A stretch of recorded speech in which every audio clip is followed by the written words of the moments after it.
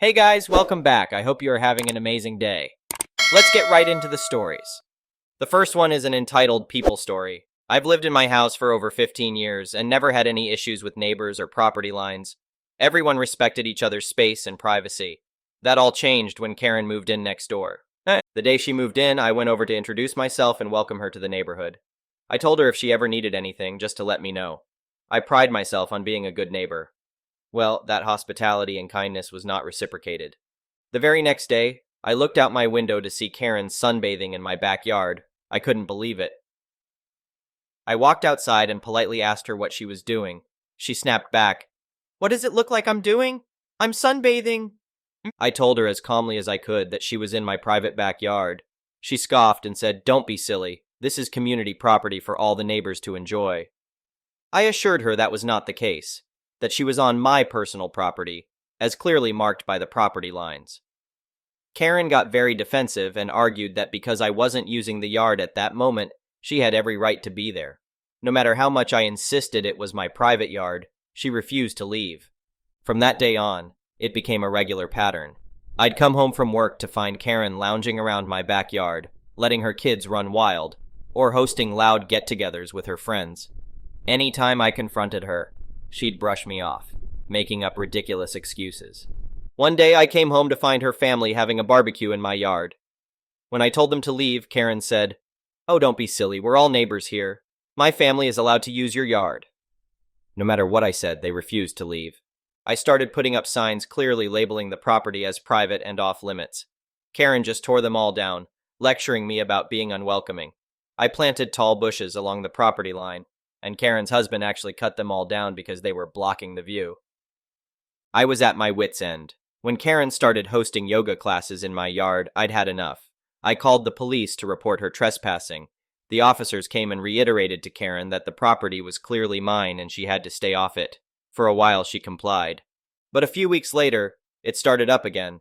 Every time I left the house, I'd come back to find Karen taking advantage and using my yard. When I threatened to call the cops, she'd leave, only to return once I was away again. One afternoon, I came home and discovered Karen had put up a trampoline in my yard for her kids to use. Then I looked closer and saw she had staked down a permanently attached sunshade canopy in my grass too. This woman had literally decked out sections of my private yard for her personal use. I'd had enough of being polite. I marched next door and pounded on her front door until she answered. Before she could spout any of her ridiculous excuses, I yelled, "This has gone too far. I want that trampoline and canopy gone today, or I'm prosecuting you to the fullest extent of the law." Karen glared at me and said, "I have just as much right to use that land as you do. Don't be such a greedy, inconsiderate person." We had a huge argument on her front steps before she slammed the door in my face. Immediately, I called my lawyer and asked what legal action I could take. She said Karen's behavior and trespassing constituted a civil case, especially with her latest stunt. She helped me draft an official notice of trespass letter to Karen, stating she was forbidden from stepping foot on my property without permission. I included photos of everything she had done. My lawyer sent the letter certified mail to guarantee Karen received it. A few days later, I came home to find the trampoline still sitting smack in the middle of my yard. That did it. It was time to sue. My lawyer helped me take Karen to court for trespassing. I provided videos and photographs documenting the many times she had invaded my backyard. Karen showed up in court without a lawyer, clearly unprepared. She thought she could just argue her ridiculous community property defense. The judge listened and immediately ruled in my favor, ordering Karen to pay fines, remove everything from my yard, and never step foot on my property again without permission. Karen was livid, but with the court order, she had no choice. She had her family dismantle the trampoline and canopy. Seeing her have to take it all down from my yard felt like sweet justice after so many months of frustration. Ever since the lawsuit, Karen avoids me like the plague. She won't even make eye contact anymore. My yard has never been so peaceful. I wish I had gone the legal route sooner instead of spending months dealing with her audacious behavior.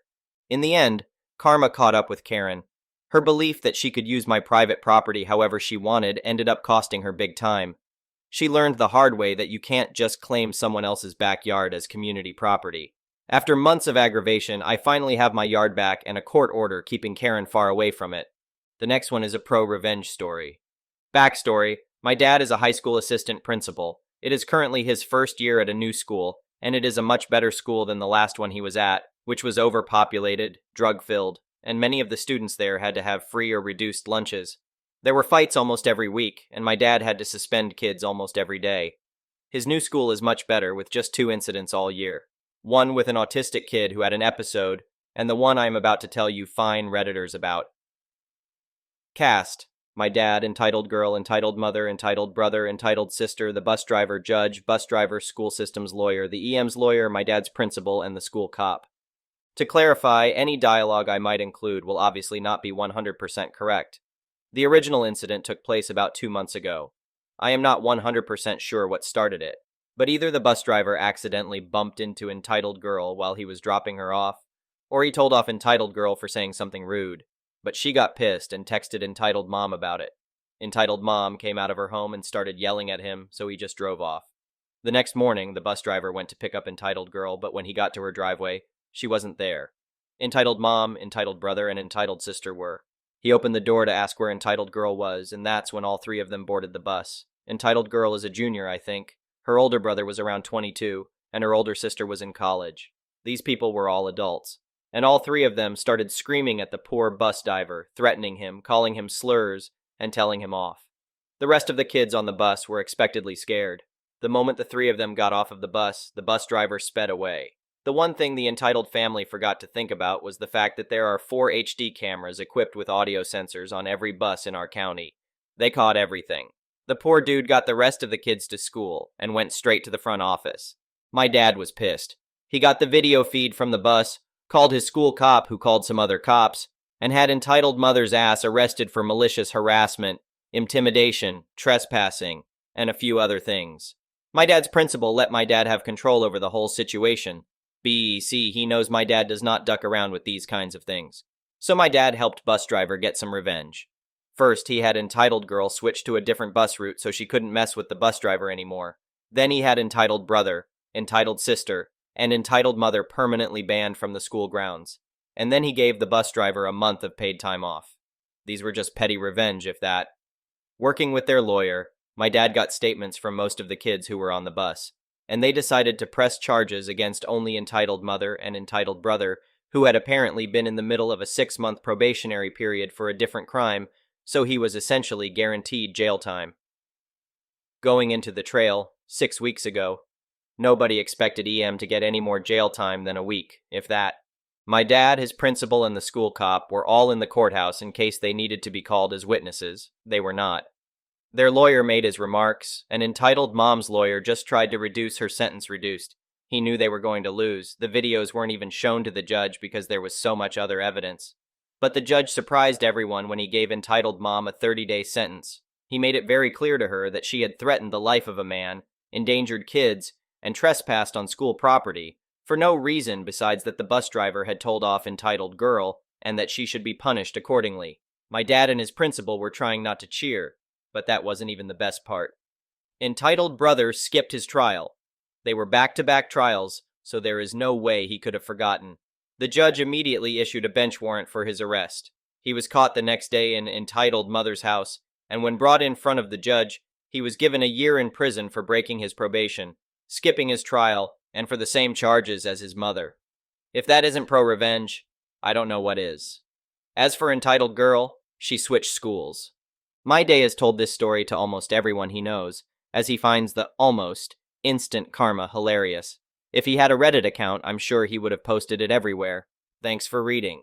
The next one is a petty revenge story. So we have our fair share of homeless people in my town. The usual ones are at the end of exit ramps with signs or at the lights of highways. Usually I don't give anything because realistically I usually don't have anything to give. But yesterday I'd had a decent day, and actually found myself with a couple of bucks on hand. I see one particular man at a freeway light often, and I know some of his story. He does use any money collected to purchase food, drink, not alcohol that I've seen, not that it's any of my business anyway, and will accept items graciously, not just cash.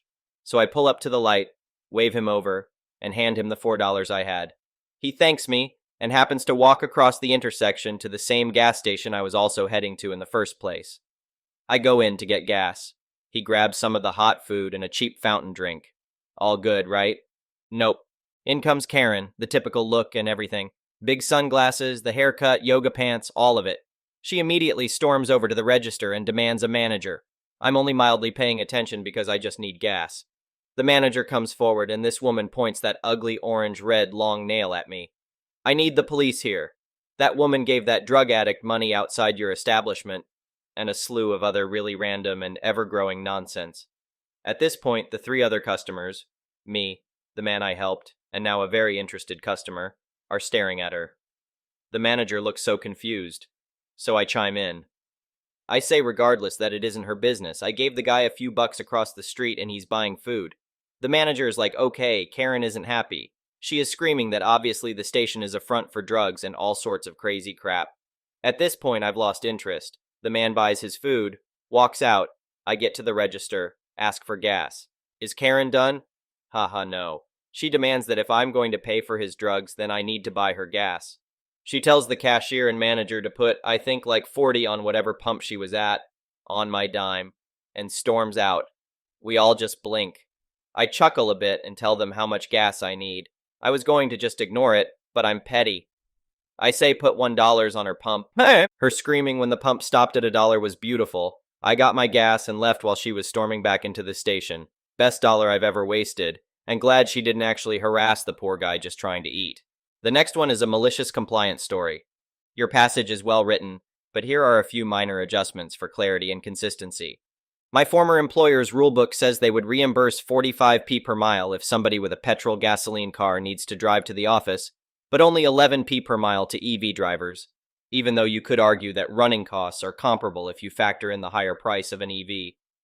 So petrol car ownership is a money spinner as most cost far less than 45p per mile to run. However, with the recent increase in electricity prices, my EV now costs about 13p per mile to run if I charge it at home, or almost 25p per mile if I use a public charger. They've all been bought by oil companies who now fix the price so it's no cheaper than petrol. So no grifting profit for me. Finance Karen told me that's government rules and to look it up if I didn't like it. So I did, and I found that technically my car is a hybrid, as, even though it's all electric to the wheels, it has a generator which I could fill with 8 liters of petrol to recharge the battery and extend the electric range. I rarely use it, but it's a loophole I'm willing to exploit, since company rules don't mention hybrids, but the holier-than-thou government rules say it's counted as a petrol car for the purposes of reimbursement. So I could drive to work for 13p per mile using only electric, but they'd have to reimburse me 45p per mile as if it were a petrol car. Government rules. There's more. When I pointed this out, Finance Karen said that because I live less than an hour from the office, I don't qualify for reimbursement at all. And she was right. If I was traveling to work at the time of day that she Googled my address, it would take less than an hour. But if they wanted me to commute at rush hour, it would be 5 minutes over the threshold. Finance Karen rejected my expenses claim, of course. I talked through all of this with my manager with the help of Google Maps, and he went over her head and approved it, saying they're either rules or they're not. Karen can't just bend them to suit her, so I won. A petty victory. The next one is an entitled people story. Okay, so just a bit of backstory here. I grew up a Navy brat to immigrant parents. They were both born in Mexico, but my dad went to high school and college in California. He became a naturalized citizen and joined the Navy while we went to his first station in Adak, Alaska. It was just me, my older brother, and my mom. My mom didn't speak a lick of English, but my brother had started picking it up at school. By the time we got stationed in Illinois a few years later, my brother was fluent and I had started learning a little bit from Sesame Street. So one day, my mom took us to the mall. My brother immediately ran off to play in the arcade, and we would meet up later at a certain time at the pet store.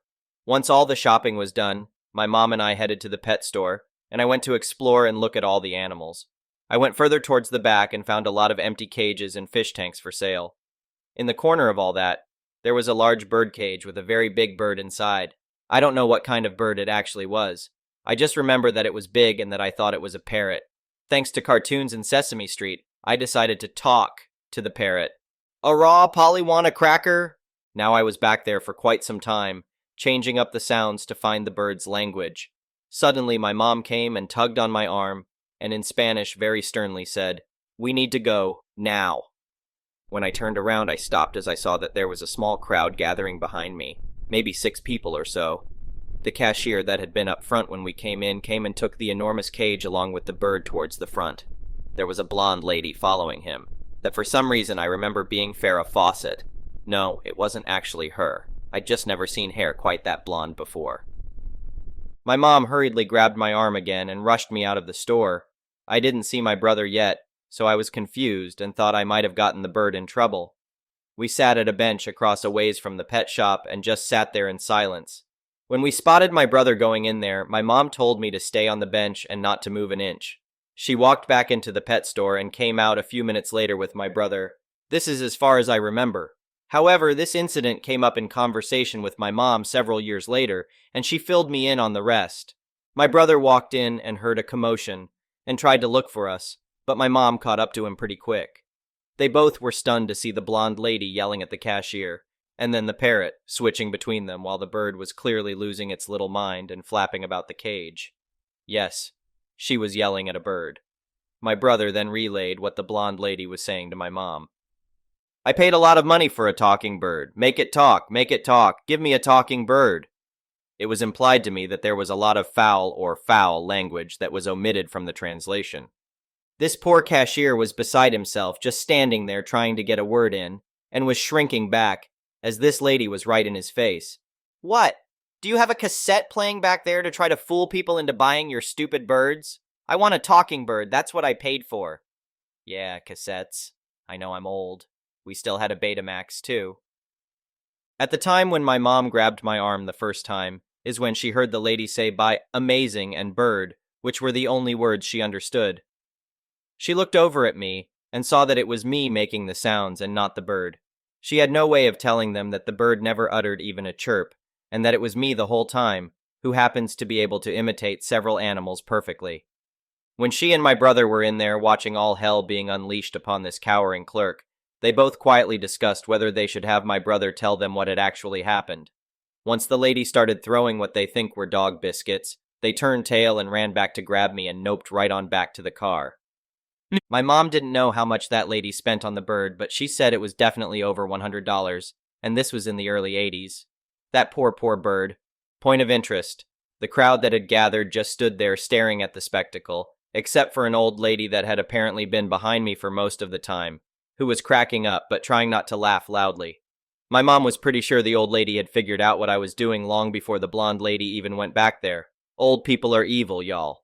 The next one is an entitled parent story. In this story, of course, that the EP is none other than my mother. As a gift for my 13th birthday, I received some art supplies from Dad. Yes, from Father. Mother didn't even buy them, but she thinks she did. The conversation was something like this. EM. Hello, OP. I need 5 paintings for some family members. You have 2 hours. Me. But Mum, it's my birthday and I don't really feel like drawing, and you know how long it takes for me to paint. EM. Excuse me? I didn't think I raised an a-hole, but I guess that's what life gives me. No one is going to give you art supplies anymore with this behavior. Me. Okay, then give me €2 per painting. It was clearly sarcastic, LOL. EM. What did you just say to me? Do you really think I'm going to pay my own child to do something that I want? Next time, expect no gift from me. She was basically yelling at this point. You are an a-hole. You mistake. And she leaves. She didn't even remember that on that day it was my birthday, I reminded her in a casual conversation. She didn't buy me a gift, which doesn't bother me because I'm not entitled to gifts. I only wanted her to remember, but too bad, I guess. 9 days later, so today, she's still mad at me for not making free paintings. So what does dear mother do? Like any normal human being, she destroys some of my other paintings, and she took the ones she didn't destroy. I had to apologize for this somehow. Thank you for watching. I would really appreciate it if you could like the video and subscribe to our channel if you haven't already. We'll see you again tomorrow.